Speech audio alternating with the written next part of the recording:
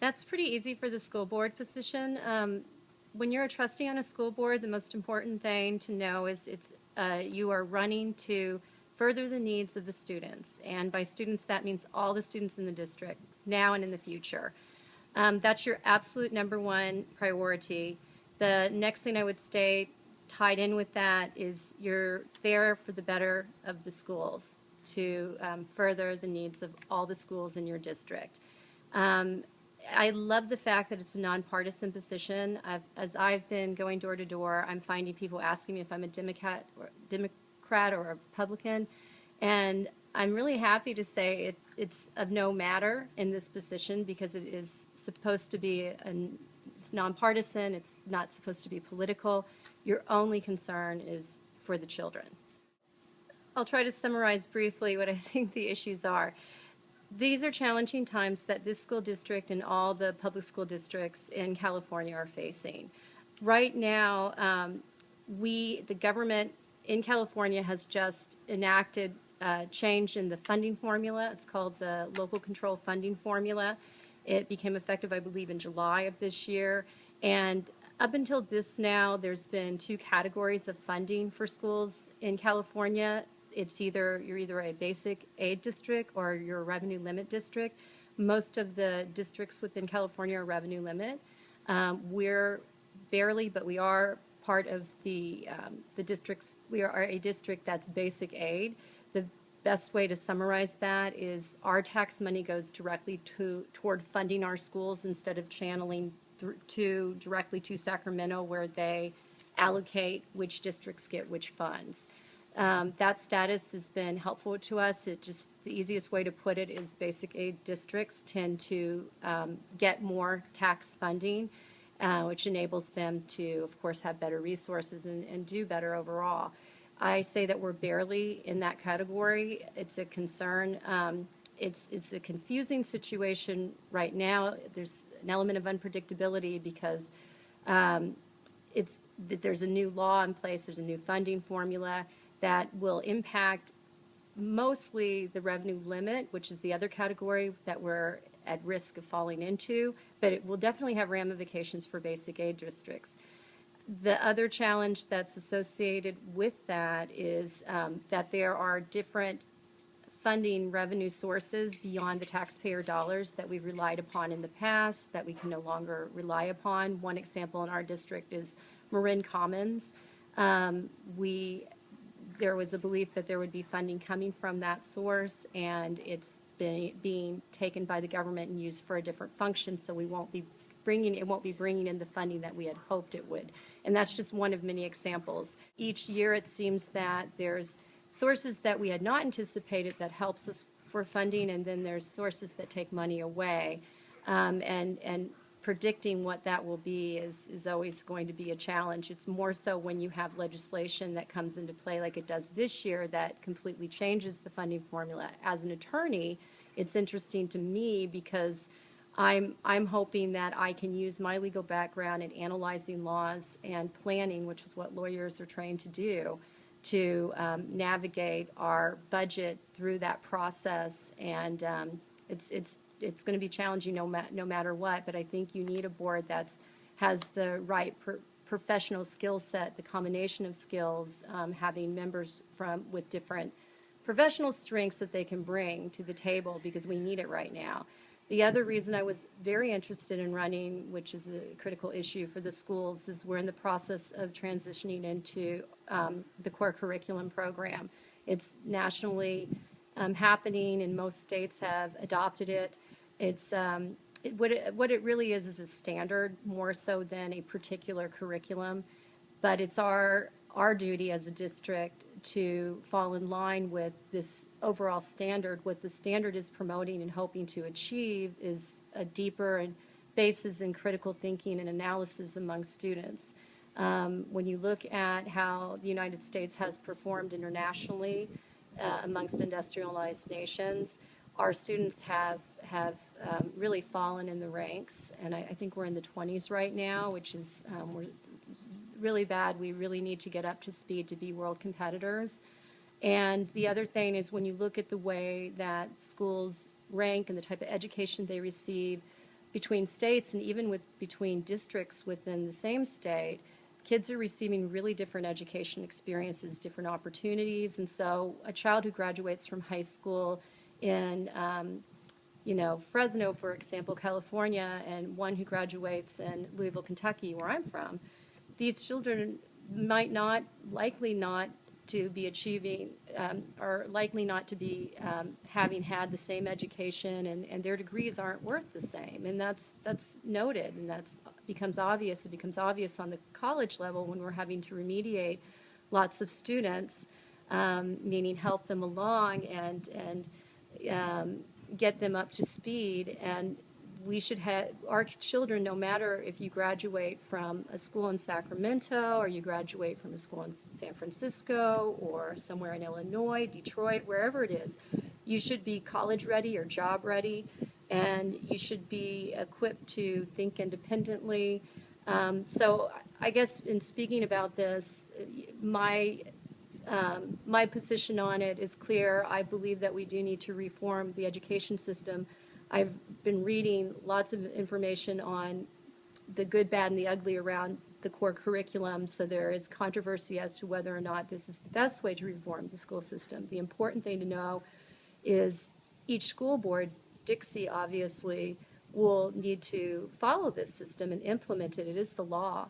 And an important thing about this change, as it would be for any standard in education, change to standard in education, with the curriculum changes we might need to make, they need to be in line with this new system, but they also have to be made in such a way that the students will do well and there will be no fallout. The students won't suffer in the transition period, and it'll best serve the needs of the student.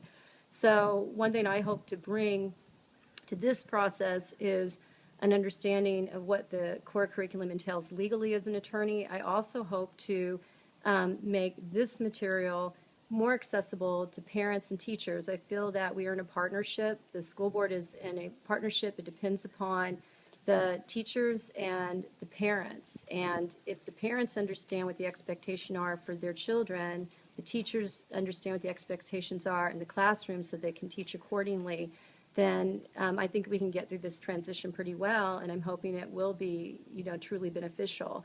The thing to know about it as well, that they just passed this week, the governor just passed this week, something that's going to enable the schools not to implement the testing component for another year, meaning the new way of testing won't come into play this year, nor will students be required to test under the old system, because it really makes no sense for them to do that. The old system's becoming obsolete. So this will give us a little bit of time to develop the proper type of evaluation and testing to come from this new standard. And I think that's a good thing. That gives us time for the parents to catch up, for the school board to develop policies throughout all the schools in the middle school to meet the needs of the students at the different levels. One thing I would hope to bring through that process is accessibility of this information. I really think it's important when you're in a position of leadership in government that you always remember that you were elected, and it's an honor to be elected to a position to represent the people in your community, your neighbors, and you have a duty to always keep them in the loop and involve them in decisions that critically impact the community. So what I've been doing, for example, with my Facebook page is I'm trying to post some primary source material as I'm finding it so people understand what the core curriculum is, how it is that they practically can work with their children to implement it, and so their children are prepared for it. Whenever you have a fiduciary duty and you're dealing with public funds, you have to always operate within the public eye with complete transparency. So any decision made with money has to be done in the public forum. You have to have your T's crossed and your I's dotted, so everything documented in such a way that you can preserve your accountability. It can be reviewed. So I think that's obviously really important. I think the next thing to know, and it's always this case when you're dealing with monies, and I'm on a board right now in San Francisco, or I recently resigned so that I could pursue this position and other positions within the community. But you always have to make sure that when decisions are made, contracts are decided with public funds, that there's not a conflict of interest at stake. So that requires some research, and that requires making objective decisions as to which resources, who gets, just as an example, when you're deciding, who to give a contract to fund a service, you really need to make sure that even inadvertently, you're not giving a contract to someone that is related to you, or someone else on the board, or someone that you work closely with. Even the appearance of a conflict of interest is never a good idea. You have to always remove yourself and be very protective of the community resources, not only in your intention, but in how you would be perceived by the public, because the public has to trust in your objectivity as the person who holds the purse. All monies used needs to first and foremost further the betterment of the children and all children. And I think what comes into play with that is when you're making decisions about how monies for the school are spent, you need to really be aware that you have diversity within your district, and with diversity there are different needs. And so there's special education needs, there are ESL needs, there's kids who need meals, there's transportation needs. But you have to manage the money in such a way that you are really trying to keep an equitable funding toward each kid getting the same educational opportunity. It doesn't mean all kids are going to make A's or do the same, but at least you can sleep at night knowing that they had the same opportunity. So I think that can be very challenging. I think everyone comes to the table with some preconceived ideas. But you have to continuously remind yourself that the way that you're spending the taxpayers' dollars and public funds is for the betterment of all students. I think that the way that you are able to have a healthy and productive partnership with the community and ultimately gain cooperation is through transparency. It's the number one thing. And that means making yourself accessible to the public. It means having, as I would tell my 5-year-old, my 6-year-old, good listening ears. And it means it's one thing to say you're accessible, it's another to truly make yourself accessible.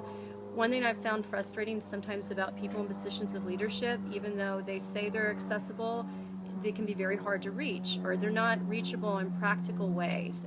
I'm a working parent myself. I work full-time in San Francisco, so I know what it's like to have to try to reach people or get information at odd hours or on weekends. And I think one of your duties as a board is making sure that all the critical information that impacts the schools gets disseminated in ways that people can access it. We have Facebook now.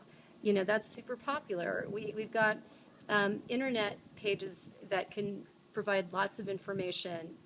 Obviously, everything can be videoed, but I would never expect the public, for example, to attend every public meeting. The board meets every month, the same time, Tuesdays. I think it's open to the public starting at 7. The meetings begin a little bit before that. And it's wonderful when the public can attend, but being a modern parent in this world, I understand how hard it can be even once a month to meet on a weeknight when you're having to get your children fed and bathed and homework. And so I don't want people to be limited by their inability to come to, one meeting, for example. And people like to communicate in different ways. People can be way more comfortable, again, I use the Facebook page because it's been fun with me in this election, utilizing that resource, but people will say things there that they might not say in a public setting. The point is, though, you really have to look for ways of making yourself accessible. Going door to door during this campaign has been awesome. I'm getting to know my neighbors, and the viewpoint of some of my senior neighbors who no longer have children in the system are so different from the ones who have newborns, for example, and then everything in between. But all sorts of very valid perspectives, and that people have been providing me all sorts of insight I would have never known about, and I certainly wouldn't if I wasn't accessible. We all have opinions, and when you're in a position of leadership, power comes with that. You need to be very, very careful and respectful in how you exercise that. if you have a viewpoint, for example, that's drastically different from somebody else in the position of a board member, it's bound to happen that there will be differences in opinion among board members, and we have to collaborate to make important decisions, get important things done. So again, we have to have our listening ears on, and we have to be able to work together through those differences. If the whole group decides that my opinion isn't the right way to go and votes to go a different way, I have to be on board with that. That's part of my duty, and I have to appear to be on board with it, and I have to be on board with it. And I think the public maintains a trust in you and feels good about you if you can be professional, and if it's obvious that you're a thoughtful professional and you're a good team player. And when people in the public express opinions to me that disagree with things I've worked very hard for, perspective I might feel passionately about, I have to be respectful to, again, the difference of opinion. Everybody who voted for me is equally involved in this process and has to the extent that they have a valid point of view that needs to be considered. So I think that goes a long way toward gaining cooperation and a real partnership. It really is important that when you're in a position of leadership and you're making policy decisions, and I'll say my understanding of what a school board does, just three big categories are, they have a policy-making function, which is we determine the overall policy in terms of curriculum and funding, fiscal planning for the school. And we're supposed to be determining that, for many years into the future. The second part we do is we're administrative, and that doesn't mean we micromanage. Our job is to hire really good people that know what their parts, and such as a really good superintendent, which we have right now, Dr. Lowalser. But so that if we hire the right people and we work together as a team, we're not micromanaging, but we oversee. And then the next part of what we do ties into what I was saying. We work with the community. We're elected into this position, and so we're partnered up with the community. You have the capacity to hurt someone when you abuse your power in any of these three positions. When you make a policy that favors one group, for example, that ties into why I love this position, because it's nonpartisan.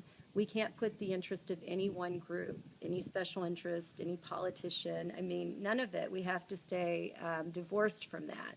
And I think it's obvious to me why it's hurtful to a group that doesn't. If you're focused on one group to the exclusion of another group, for example, special needs children, if they are being ignored, then we're not doing our duty. It's that equitability that I really appreciate about the position. In terms of piggybacking off of the last question I answered, the third way in which you can really have a negative impact or be hurtful would be toward the community. It's imperative that you be transparent and accessible. That's the only way to really be in touch with the community, to get trust from the community, and be in real partnership with the community, which is vital. My understanding of the California Education Code is it functions to give legal authority and mandate to forming a school board, and it sets out the parameters by which a school board is to be formed. And of course that's important. If you're functioning as a leader in a leadership position, you're making such important decisions with taxpayer dollars, and you're responsible for guiding the school, its spending, its future, its curriculum. There's a lot at stake, and school is a huge resource in the community. Then you really have to have that legal mandate. The Education Code not only has the general mandate, it has the particulars by which a board must be set up. Examples would be, it states that there be 5 to 7 board members. It gives you guidance as to how you draw your district lines. And that lends the authority that it needs to have the leadership, to play the role of leadership that it does in the community. The government is involved in maintaining, through that legal body. It also, I think it goes hand in hand with how other offices that you work with on the board, such as the Board of Supervisors, and it depends on your district. We're unincorporated, part of Marin, unincorporated San Rafael. I think if you're an incorporated area, you might work more closely with government positions that don't exist in our district. But it sets the rules. You have to follow these rules in order to be exercising your authority properly. You have a high ethical duty when you're serving on a school board as a trustee, because you have the taxpayers' money, all this funding money. Fiscal planning is a huge part of what you do. It's the nuts and bolts of what keeps the school running, not just now, but in the future. So you have to operate on the highest ethical level. And it even goes to the point of the appearance of being ethical. You can't even do something that appears to be not on the up and up. And it really pushes you to, in the way you think about things, the level of responsibility that you take. It's what makes you a real leader in your community, and a real leader for our children. And I think that's more so than just the law mandating that ethical duty. I'm glad the law does, because it makes it crystal clear what the ramifications are if you abuse it. So the most important ethical duty that I would have, and any school board member should have, would be to the children, all the students in our district now and in the future. It certainly was the number one motivator for me to run for school board, is that I have a kindergarten and a first grader, and I want to do the best that I possibly can, and the only way I can do that is by being ethical, obviously, and held to the highest standard for my sons, their friends, their classmates, now and in the future. So even without there being a code of ethics that is written into the law, which I'm very glad there is, I would think that anybody who is on a board such as this would have that duty always in mind.